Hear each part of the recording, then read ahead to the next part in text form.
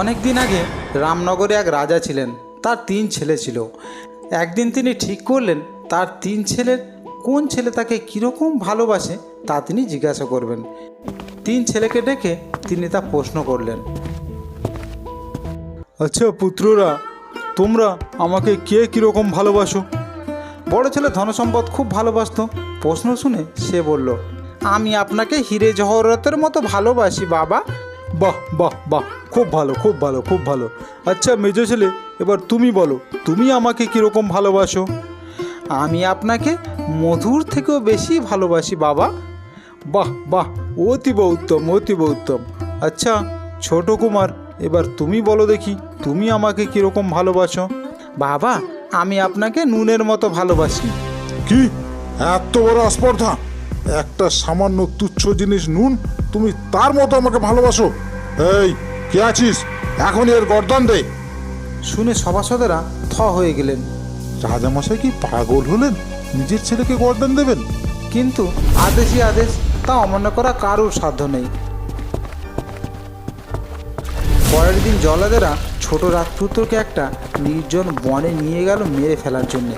কিন্তু অমন সুন্দর ও দুধের মতো ছেলেটাকে মারতে জল্লাদের মায়া হলো। তারা তরোয়াল নামিয়ে রাজপুত্রের দিকে তাকালো।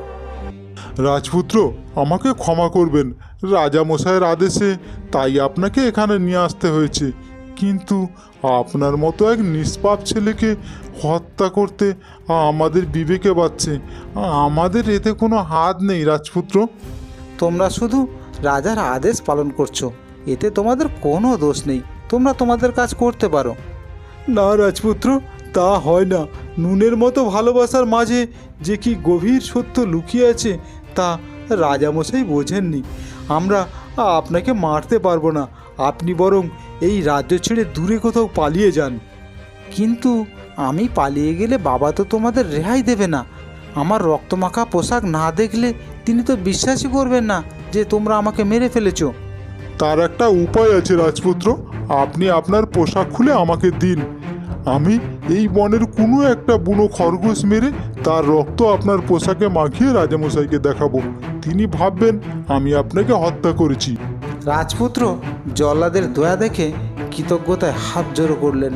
তারপর বললেন, তোমাদের এই ঋণ আমি কোনোদিনও ভুলব না। তাই করা হলো। ছোট রাজপুত্র সাধারণ পোশাক পরে অজানা পথে পাড়ি দিলেন। এইভাবে বন, মাঠ, পাহাড় পেরিয়ে কয়েকদিন চলার পরে সে এক নতুন দেশে এসে পৌঁছালো। যেতে যেতে চোখে পড়লো একটা কুঁড়ে ঘর। ছোট রাজপুত্র সেই দরজার কাছে গিয়ে কড়া নাড়ল। কেউ কি বাড়িতে আছেন? কেউ বাড়িতে আছেন? এক বুড়ি দরজা খুলে দিল। তুমি কোথা থেকে এসেছো বাচ্চা, আর কোথায় যাবে? ছোট রাজপুত্র সত্য কথা গোপন করে বলল, আমার বাবা মা কেউ নেই, তোমার ঘরে একটু থাকতে দেবে মা? ছেলেটিকে দেখে বুড়ির খুব মায়া হলো। আহা গো, বেচারা এই বয়সে অনাথ। এসো এসো বাবা, এসো এসো, ভিতরে এসো, ভিতরে এসো বাবা। সেই বুড়ি ছিল অনাথ। সেই বুড়ির কোনো ছেলেপুলে ছিল না। সেই বুড়িও রাজকুমারকে পেয়ে খুব খুশি হয়ে গেল। বুড়ির ঘরে আশ্রয় নেওয়ার ঠিক পরের দিন সকালে ওই রাজ্যের রূপবতী রাজকন্যা সখীদের নিয়ে প্রাসাদের বাইরে বনের ধারে বেড়াতে বের হয়েছিলেন। প্রকৃতির সৌন্দর্য দৃশ্য দেখতে দেখতে সখীদের সাথে একটু দূরে চলে যায়। কোথা থেকে একটি বাঘ গর্জন করতে করতে রাজকন্যার দিকে ধেয়ে আসলো। রাজকন্যা ভয়ে চিৎকার করে, বাঁচাও বাঁচাও, কে আছো, কে আছো, আমাকে বাঁচাও। ঠিক সেই সময় রাজপুত্র বনের পাশ দিয়ে যাচ্ছিল। রাজকন্যার আর্তনাদ শুনে সে এক মুহূর্ত নষ্ট না করে হাতে লাঠি নিয়ে তীব্র বেগে ছুটে এলো।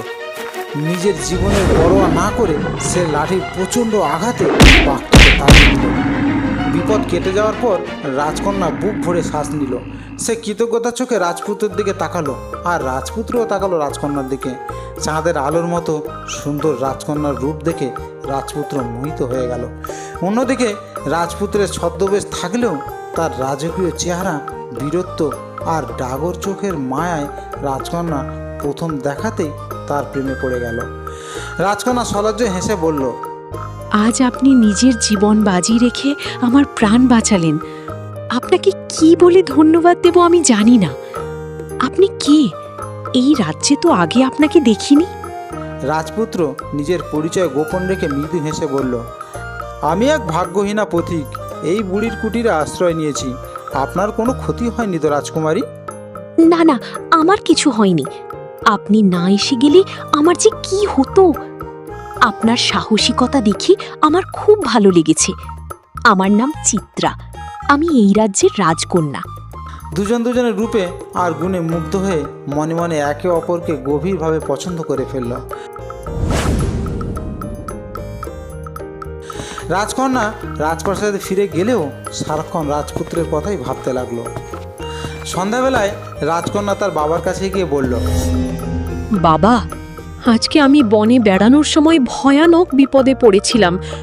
আজকে একটা হিংস্র জন্তু আমাকে আক্রমণ করেছিল, কিন্তু ভাগ্যের বিষয় ওই সময় এক অনাথ পথিক কোথা থেকে এসে আমাকে বাঁচায়, তার কারণে আমি বেঁচে গেছি। সে কোথায় থাকে? তার নাম কি? আমি কিছুই জানি না বাবা, শুধু এটুকু জানি যে বনের ধারে একটি কুটিরে সে থাকে। বাবা, ছোটবেলা থেকে মা নেই, তাই তোমাকেই বলছি। তার বীরত্ব দেখে এবং সুন্দর রূপ দেখে আমি মোহিত হয়ে গেছি। আমি বুঝেছি মা, বুঝেছি। কালকেরই সেই ছেলেকে আমি রাজপ্রাসাদে ডাক করাবো। এখন তুমি যাও, বিশ্রাম করো। বিধির এমনই খেলা যে ঠিক সেই দিন রাত্রেই রাজামশাই মারা গেলেন। মৃত রাজার কোনো পুত্র সন্তান ছিল না, কেবল রাজকন্যা চিত্রাই ছিল। সাধারণত অন্য দেশের নিয়ম থাকে যে রাজা মারা গেলে তার সন্তানই সিংহাসনে বসে, কিন্তু এই দেশের নিয়ম ছিল বড় অদ্ভুত রকমের। রাজা মারা যাবার পর প্রজারা সব একটা মাঠে গিয়ে একত্রিত হয়। তাদের সঙ্গে একটি বিশেষ ধরনের পাখি থাকে, সেই পাখি সমাবেশের মধ্যে ছেড়ে দেওয়া হয়, আর পাখিটা উড়ে গিয়ে যার মাথায় বসে তাকেই সেখানকার রাজা করা হয় এবং তার সাথেই রাজকন্যার বিবাহ দেওয়া হয়। তাই রাজার মৃত্যুর 4 দিন পর দেশের প্রজারা গিয়ে সেই মাঠে সমবেত হলো, সঙ্গে বিশেষ পাখিটাও। ছোট রাজপুত্রও গিয়ে হাজির হলো সেই মাঠে। চারিদিক থেকে গুঞ্জন রব আসছে, সকলেই ভাবছে যদি রাজা হওয়া যায় আর রাজকন্যাকে বিয়ে করা যায় তাহলে কি মজাই না হয়।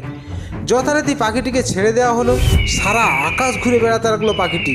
একসময় পাখিটি নিচের দিকে নামতে লাগলো, আর বসবি তো বস, একেবারে ছোট রাজপুত্রের মাথায় এসেই বসলো। জনতা তো একেবারে স্তব্ধ।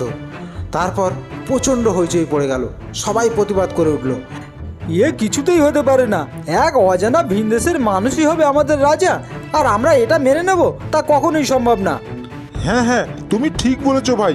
একজন অচেনা মানুষ হবে কিনা আমাদের রাজা? না না না, তা কখনোই হবে না। হ্যাঁ হ্যাঁ, তুমি ঠিকই বলেছো, এটা আমরা কোনো রকমভাবে মেনে নিতে পারবো না। তখন মন্ত্রীমশাই বলল, আমাদের দেশের আইন অনুযায়ী এই ছেলেই হবে রাজা। না না মন্ত্রীমশাই, তা আমরা মেনে নিতে পারবো না। ঠিক আছে, তাহলে এখন তোমরাই বলো কি করা যায়। আগামীকাল আবার পরীক্ষা হোক, পাখিটা প্রথমবার নিশ্চয়ই ভুল করে ফেলেছে।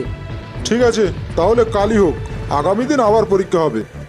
ঠিক হলো, পরের দিন আবার পরীক্ষা হবে। আবার পরদিন সবাই একত্রিত হলো, পাখিও যথারীতি আকাশে উঠল। কিন্তু আশ্চর্যের কথা হলো এই যে পাখিটি আবারও এসে সেই রাজপুত্রের মাথায় বসলো। এবারে সবাই বলল, না না, এটা আমরা মেনে নিতে পারছি না। ঠিক আছে, দুবার তো পরীক্ষা হলো, তৃতীয়বার পাখি যার মাথায় উড়ে গিয়ে বসবে সেই হবে রাজা। কিন্তু তৃতীয়বারই দেখা গেল সেই রাজপুত্রের মাথায় এসেই বসলো। সুতরাং আর কোনো আপত্তি রইল না। রাজকন্যাও তার মনের মানুষকে ফিরে পেয়ে মনে মনে ভীষণ খুশি হলো। ছোট রাজপুত্রকেই মহা ধুমধাম করে সেই রাজ্যের রাজা করা হলো এবং একই সাথে মৃত রাজার রূপবতী রাজকন্যার সঙ্গে তার বিবাহ সম্পন্ন হলো। বুড়ির আর আনন্দের সীমা রইল না। নতুন রাজার ব্যবহার যেমনি মিষ্টি তেমনি তীক্ষ্ণ বুদ্ধি, সুতরাং অল্প দিনের মধ্যেই সে প্রজাদের কাছে খুব প্রিয় হয়ে উঠল। নতুন রানীকে নিয়ে ছোট রাজকুমার সে সুখে দিন কাটাতে লাগলো। এইভাবে বেশ কয়েক মাস কেটে গেল। একদিন, কি গো, তোমাকে আজ বড় চিন্তিত দেখাচ্ছে, কোনো সমস্যা হয়েছে কি?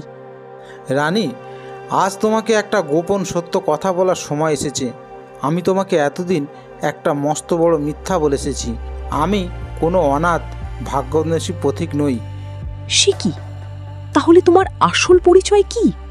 আমি পাশের সমৃদ্ধিশালী রাজ্যের মহারাজার একজন ছোট ছেলে। আমি এক রাজপুত্র। তুমি রাজপুত্র? কিন্তু তাহলে তুমি ওই বুড়ির কুটিরে অনাথ সেজে কেন আশ্রয় নিয়েছিলে? নিজের রাজ্য ছেড়ে কেনই বা ভিন দেশে পালিয়ে এলে? রাজপুত্র তখন দীর্ঘ নিঃশ্বাস ফেলে সব খুলে বলল। সে আবারও বলল কিভাবে তার বাবা রেগে গিয়ে তাকে মৃত্যুদণ্ড দিয়েছিল এবং জল্লাদেরা দয়া করে তাকে ছেড়ে দিয়েছিল। সব শুনে রাজকন্যার চোখে জল চলে এলো। সে বলল, আহা, সামান্য একটা কথার ভুল বুঝে একজন পিতা নিজের সন্তানকে গর্দানের আদেশ দিলেন। তোমার মনে কি তার প্রতি কোনো ক্ষোভ আছে? না রানী, কোনো ক্ষোভ নেই, তবে বাবার ভুলটা ভাঙানোর খুব দরকার। আমি ভাবছি রামনগরের রাজাকে মানে আমার বাবাকে এখানে নিমন্ত্রিত করার, আর তার সামনে এমন পরিস্থিতি তৈরি করা যাতে তিনি নুনের আসল মহিমা বুঝতে পারেন। তুমি কি এই কাজে আমার পাশে থাকবে? আমি সব সময় তোমার পাশে আছি মহারাজ। তোমার বাবার ভুল ভাঙাতে এবং তোমাদের পুনরায় মিলিয়ে দিতে আমি আমার সাধ্যমতো সব করব। তুমি তাড়াতাড়ি আমন্ত্রণের ব্যবস্থা করো। পরিকল্পনা অনুযায়ী বুড়ো রাজা সেই আমন্ত্রণ সাদরে গ্রহণ করলেন। কয়েকদিন পরে পাত্রমিত্র নিয়ে এলেন নতুন দেশে। তাদের যথাযথ অভ্যর্থনা করে অতিথিশালায় থাকতে দেওয়া হলো। রাজা রান্নার বাবুর্চিকে সবচেয়ে ভালো ভালো খাবার রান্নার নির্দেশ দিলেন। শোনো, সব ভালো ভালো খাবার তৈরি করবে, কিন্তু প্রত্যেকটা খাবার যেন নুন ছাড়াই হয়। ঠিক আছে মহারাজ, তাই হবে। এদিকে আশ্চর্যের কথা, বুড়ো রাজা কিন্তু আদৌ তার নিজের ছেলেকে চিনতে পারেনি। অনেক দিন হয়ে গেছে, ছেলের চেহারাও পাল্টেছে। তাছাড়া বুড়ো রাজা নিশ্চিত জানেন যে তার ছেলে মারা গেছে। যাই হোক, মহা সমারোহে খাবার দাবার সাজিয়ে আমন্ত্রিত অতিথিদের খেতে বসানো হলো। বুড়ো রাজা খাওয়া শুরু করলো। এক গাল খাবার তুলতেই, এ কি, রান্নার খাবার তো সব ভালো ভালো, কিন্তু প্রত্যেকটি খাবারে একটুও নুন নেই। এ কি, খাওয়া যায় নাকি? বুড়ো রাজার গলা দিয়ে খাবার নামতেই চায় না। পাত্রমিত্র সবাইরই একই অবস্থা। অবশেষে বুড়ো রাজা নতুন রাজাকে জিজ্ঞাসা করলেন, আচ্ছা, এদেশে কি নুন পাওয়া যায় না? তা কেন হবে রাজামশাই? আপনি রান্নাঘরে গিয়ে দেখুন, প্রচুর পরিমাণে নুন রয়েছে, কিন্তু আপনি এ কথা বলছেন কেন? বললাম এই জন্যই যে এই সব খাবারে একদম নুন দেওয়া হয়নি। কিন্তু আমি যতদূর জানি মহারাজ, আপনি তো নুন পছন্দ করেন না, তাই নুন দেওয়া হয়নি। সে কি, নুন পছন্দ করব না কেন? এর মতো কোনো প্রয়োজনীয় জিনিস আছে নাকি দুনিয়াতে? শুনে খুবই আশ্চর্য হচ্ছে মহারাজ যে আপনি নুন পছন্দ করেন, অথচ আপনার নিশ্চয়ই মনে আছে যে আপনি আপনার ছোট ছেলেকে নুনের মতো ভালোবাসি বলার জন্য প্রাণদণ্ড দিয়েছিলেন। আপনি এসব কথা জানলেন কেমন করে? আমায় বোধহয় আপনি ঠিক চিনতে পারছেন না বাবা। বুড়ো রাজা চমকে উঠে ভালো করে তাকালেন। আরে আরে, এই ছোট রাজপুত্র, তুই এখনো বেঁচে আছিস বাবা? হ্যাঁ বাবা, আমি বেঁচে আছি। আমি এখন এই রাজ্যের রাজা, আর ইনি রাজকন্যা, আমার স্ত্রী, আপনার পুত্রবধূ। আমি যে কি খুশি হয়েছি তা তোকে কি করে বলবো। তোকে মারার আদেশ দেওয়ার পর থেকে আমার বুকের ভিতরটা জ্বলে পুড়ে ছারখার হয়ে যাচ্ছিল। যা হোক বাবা, যা হোক, আমি আমার ভুল বুঝতে পেরেছি বাবা।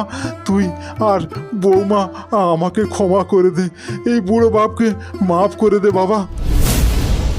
এরপর খাবারের সঙ্গে নুন মিশিয়ে সবাই তৃপ্তি করে ভোজ খেলেন। তোমার বাবা তো তোমাকে ফিরে পেয়ে নতুন জীবন পেলেন, কিন্তু এবার আমাদের কি করা উচিত? আমার কারণে তিনি এতদিন অনুতপ্ত ছিলেন। আমার ইচ্ছা আমরা দুজনে কিছুদিন তার সাথে আমাদের নিজেদের রাজ্যে যাই, কিছুদিন রামনগরে থাকি, তার সেবা করি। তোমার ইচ্ছাই আমার ইচ্ছা। তোমার বাবার বাড়ি তো এখন আমারও বাড়ি। আমরা অবশ্যই সেখানে যাব, আর আমাদের এই রাজ্যের শাসনভার কয়েকদিনের জন্য বিশ্বস্ত মন্ত্রীদের হাতে সঁপে দিয়ে যাব, যাতে প্রজাদের কোনো কষ্ট না হয়।